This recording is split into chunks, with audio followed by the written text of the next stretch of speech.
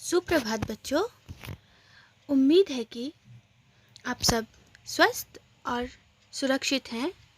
बच्चों, आज हम पिछली कक्षा में पढ़ाई गई पाठ राजेंद्र बाबू के आगे के अंश को पढ़ेंगे। यह पाठ आपके पाठ्य पुस्तक में 5वें अध्याय पर है। पिछली कक्षा में हमने पढ़ा था कि डॉक्टर राजेंद्र प्रसाद हमारे देश के प्रथम राष्ट्रपति थे। राष्ट्रपति होते हुए भी वे बहुत ही सीधे साधे और सरल स्वभाव के थे। उनके मन में छोटे बड़े का कोई विचार नहीं था। पिछली कक्षा में हमने पढ़ा था कि गज्जन एक आदमी जो भवन में उसकी देखरेख का काम करता था, वह भवन में आए हुए मेहमानों के लिए पानी भर रहा था और उसकी मदद एक व्यक्ति आकर करते हैं और वो वहाँ से स्नान करके चले जाते हैं। थोड़ी ही देर में सभा शुरू हुई। स्वयंसेवक नेताओं को शरबत के गिलास पकड़ा रहे थे। गज्जन भी उत्साह से सबको गिलास पकड़ा रहा था। तभी उसने सामने बैठे व्यक्ति को गिलास पकड़ाया तो हक्का बक्का रह गया। हक्का बक्का रह जाना यानी कि हैरान हो जाना।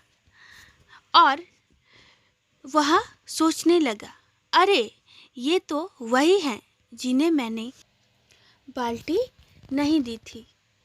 गज्जन को हक्का बक्का देखकर मदन मोहन मालवीय जी बोले, इन्हें नहीं जानते हो भाई, ये तो अपने राजेंद्र बाबू हैं। गज्जन ने राजेंद्र बाबू के पैर पकड़ लिए और क्षमा मांगने लगा कि आप मुझे माफ़ कर दीजिए, मैंने उस वक्त आपको पहचाना नहीं और आपको बाल्टी मांगने पर नहीं दिया और आपसे उल्टा काम करवाया। राजेंद्र बाबू मुस्काए और गज्जन को गले से लगा लिया। सादगी के पुजारी ये राजेंद्र बाबू हमारे पहले राष्ट्रपति बने। राष्ट्रपति भवन में रहने पर भी डॉक्टर राजेंद्र प्रसाद के रहन सहन में कोई अंतर नहीं आया। वो पहले जैसे सीधा सरल और साधारण जीवन व्यतीत करते थे।